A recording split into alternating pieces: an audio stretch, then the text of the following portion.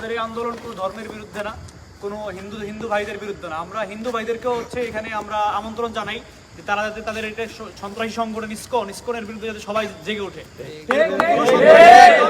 কোনো সন্ত্রাসী সংগঠনের পক্ষে কোনো ধর্মের লোকই কথা বলতে পারে না। আমরা অবশ্যই এরকম যে কোনো সন্ত্রাসী সংগঠনের বিরুদ্ধে পুরো বাংলার সবাই আমরা জেগে উঠবো ইনশাআল্লাহ।